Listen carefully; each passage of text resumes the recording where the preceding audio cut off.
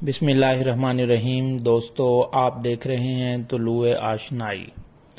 آج ہم آپ کے لیے لے کر آئے ہیں FPSC 2021 میں منعقد ہونے والا پیپر، جو FG کالجز میں لیکچرر اردو کی اسامیوں کے لیے لیا گیا۔ چلتے ہیں پیپر کی طرف۔ سوال نمبر 1 ہے، باجدار کا کیا مطلب ہے؟ باجدار یعنی ٹیکس دینے والے کو کہتے ہیں، ماتحت رعایا۔ سوال نمبر 2، جبہ سائی کا کیا مطلب ہے؟ جبہ سائی کا ویسے مطلب ہے ماتھا رگڑنا، تو ماتھا رگڑنا یا منت سماجت کرنا، ترلے کرنا، یہ سارے اس کے معنی۔ سوال نمبر 3، گھر کا راستہ سمجھنا، اس کا کیا مطلب ہے؟ یعنی ہم عام زبان میں کہہ دیتے ہیں کہ گھر کا راستہ سمجھتے ہو، یعنی اس کام کو بہت آسان سمجھتے ہو، تو یہ بہت آسان کام سمجھنا اس کا مطلب ہے۔ اٹاری کا کیا مطلب ہے؟ اٹاری جیسے اٹریا بھی کہتے ہیں، بہت اونچا کمرہ یا بالا خانہ۔ سوال نمبر 5، اخوان الصفا کسے کہا جاتا ہے؟ اس کا جواب ہے پاک دل والے لوگ۔ سوال نمبر 6، ایک کہاوت ہے، تم اپنا کتا باندھو ہم بھیک سے باز آئے۔ یہ اس مقام پہ کہا جاتا ہے کہ جہاں یہ مقصود ہو کہ آپ کا بے شک نفع ہو جائے لیکن نقصان ہمارا بھی نہ ہو۔ دوستو، اس کا پس منظر کچھ یوں ہے کہ قدیم زمانے میں جب گھروں میں رکھوالی کے لیے کتا پالا جاتا تھا، تو جو بھیک مانگنے آتے تھے انہیں بڑا پرابلم ہوتا تھا، وہ کتے انہیں کاٹنا شروع کر دیتے۔ تو یہ ان کی زبان سے اس پس منظر میں یہ کہاوت بنی کہ تم اپنا کتا باندھ لو، ہم بھیک مانگنے تمہارے در پر نہیں آئیں گے۔ تو اس سے یہ مراد ہوا کہ آپ کا بے شک نفع ہو جائے، ہمارا بھی نقصان نہ ہو۔ سوال نمبر 7، ٹھوکر لگی ڈیش کی گھر کی توڑے سل۔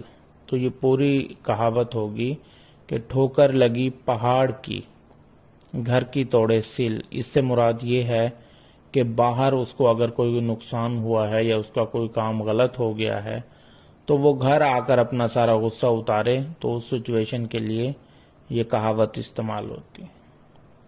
سوال نمبر 8، غالب کا مقدمہ پنشن، یہ کتاب کس کی ہے؟ اس کا جواب ہے ڈاکٹر سید معین الرحمان۔ سوال نمبر 9، جملہ دو عناصر سے مل کر بنتا ہے، ایک مبتدا اور دوسرا۔ یہ سوال تھا کہ یہ خالی جگہ کہ دوسرا کون سا حصہ ہے؟ تو جملے میں ایک مسند الیہ ہوتا ہے اور دوسرا مسند اور تیسرا فعل ناقص۔ تو جو مسند الیہ ہے جملہ اسمیہ میں اسے مبتدا کہتے ہیں، اور جو مسند ہے جملہ اسمیہ میں اسے خبر کہتے ہیں۔ جیسے مثال کہ اسلم ایک اچھا پیراک ہے، تو اس میں اسلم مسند الیہ ہے یعنی مبتدا ہے، اور اچھا پیراک یہ خبر ہے یعنی مسند ہے اور اسے خبر کہیں گے، اور آخر میں جو ہے وہ فعل ناقص ہے، اور فعل ناقص اس کام کو کہتے ہیں جو ابھی تک پورا نہ ہو، یا وہ کام جو پورا نہ ہو سکے اسے فعل ناقص کہتے ہیں۔ سوال نمبر 10، کسی اسم کی ایک صفت توصیفی ہے تو دوسری فاعلی صورت ہوتی ہے، کام کرنے والے کی صورت۔ سوال نمبر 11، آل احمد سرور نے غالب کے خطوط کس عنوان سے جمع کیے؟ اس کا جواب ہے عکس غالب۔ بہت سارے غالبیات کے لوگ ہیں جنہوں نے خطوط پہ کام کیا۔ آفاق حسین آفاق نے نادرات غالب، خلیق انجم نے مکاتیب غالب، اور غلام رسول مہر نے خطوط غالب تو اسی طرح اور بھی کافی سارے لوگوں نے خطوط پہ کام کیا ہے. تو عکس غالب آل احمد سرور نے اس عنوان سے خط جمع کیے. سوال نمبر 12، عود ہندی کی صنف کیا ہے؟ تو عود ہندی یہ غالب کے خطوط کا مجموعہ ہے، اور یہ پہلا مجموعہ ہے غالب کا جو خطوط کا مجموعہ تھا، اور یہ 1868 میں شائع ہوا، غالب کی وفات سے ایک سال پہلے. سوال نمبر 13، میر کی شعری لسانیات یہ کس کی کتاب ہے؟ ہم پہلے بھی بتا چکے ہیں، اس کا قاضی افضال حسین کی کتاب ہے. سوال نمبر 14، اردو ادب میں طنز و مزاح کی روایت اور عصری رجحانات یہ کس کی کتاب ہے؟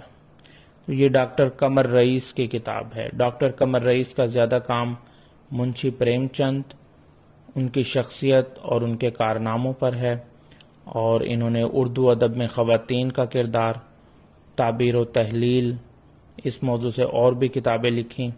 تو ایک ان کی کتاب اردو ادب میں طنز و مزاح کی روایت اور عصری رجحانات بھی ہے. سوال نمبر 15، مطالب اقبال کس کی کتاب ہے؟ یہ پروفیسر محمد منور کی کتاب ہے. سوال نمبر 16، کہ غالب شخص اور شاعر کس کی کتاب ہے؟ یہ مجنو گورکھپوری کی کتاب ہے، یہ بھی غالبیات کا حصہ ہے. سوال نمبر 17، وہ اسم جو نہ خود کسی اسم سے بنے اور نہ اس سے کوئی اسم بنے تو اسے اسم جامد کہتے ہیں. جیسے پڑھائی، لکھائی، یہ اس طرح کے جو اسم ہوتے ہیں وہ اسم جامد کہلاتے ہیں. پھر ایک اور کتاب ہے کہ اقبال کی اردو نثر، یہ ڈاکٹر عبادت بریلوی کی کتاب ہے.